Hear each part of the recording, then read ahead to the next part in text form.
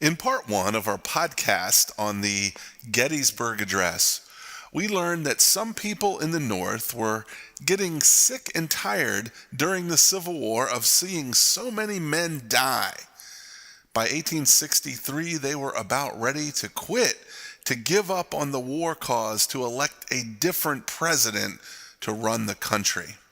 So in November of 1863, President Lincoln went to Gettysburg to say a few words at the dedication of the cemetery where the soldiers who died there were buried. My name is Dr. Rick Gardiner from Columbus State University.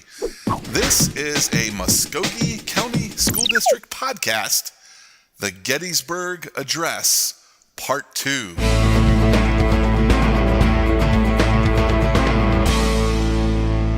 Lincoln continued the speech by saying that although they came there to dedicate the cemetery, the men who died there had already dedicated it for them, and there wasn't much that they could do to add to the great work that those men had done. So he continued by saying this: but in a larger sense, we cannot dedicate, we cannot consecrate, we cannot hallow this ground. The brave men, living and dead, who struggled here have consecrated it far above our poor power to add or detract. Now, the next line in the speech is quite clever. It's clear that Lincoln really wanted the press, the newspapermen, to take note of what he was saying. And so he uses a little bit of reverse psychology by stating that no one will probably listen to anything he says. So the next line of his speech says this: the world will little note nor long remember what we say here, but it can never forget what they did here.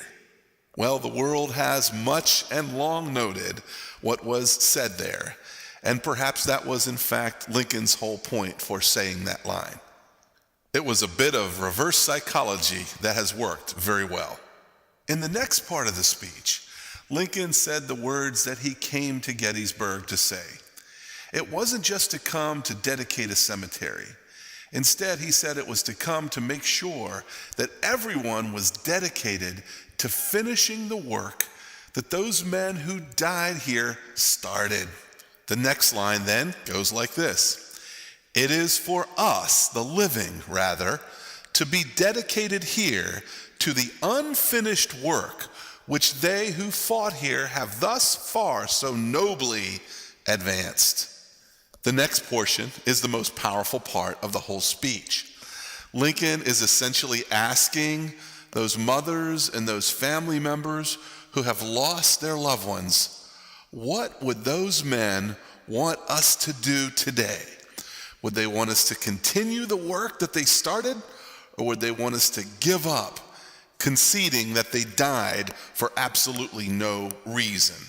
So the highlight of the speech is this line: it is rather for us to be here dedicated to the great task remaining before us, that from these honored dead we take increased devotion to that cause for which they gave the last full measure of devotion, that we highly resolve that these dead shall not have died in vain.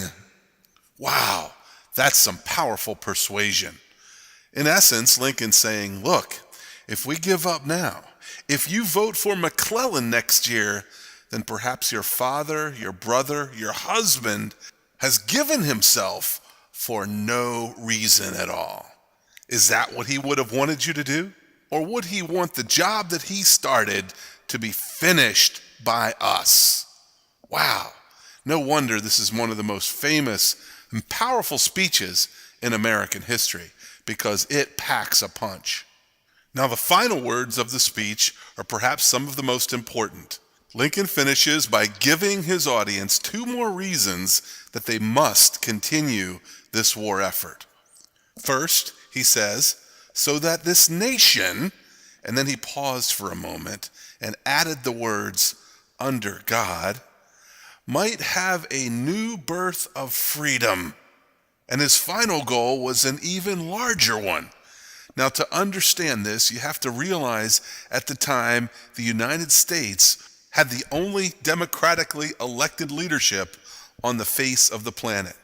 And from Abraham Lincoln's point of view, if a group of states could just leave the country simply because they didn't like who got elected, then democracy would exist nowhere on the planet. So the most important reason for continuing the war effort was this, in Lincoln's words: so that government of the people, by the people, and for the people shall not perish from the earth. You probably already have some sense of how this story ends. Indeed, they did finish the work that the men who died started.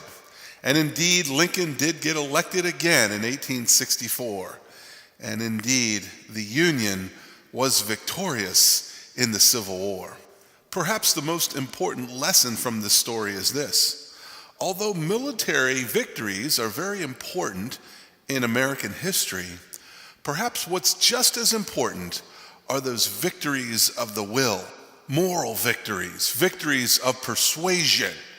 For even though the Union troops won the Battle of Gettysburg, just as important was the battle that President Lincoln won with his Gettysburg Address that persuaded the people to keep the war effort going, to vote for him, and to finish the job. My name is Dr. Richard Gardiner from Columbus State University. This has been another Muskogee County School District podcast, the Gettysburg Address.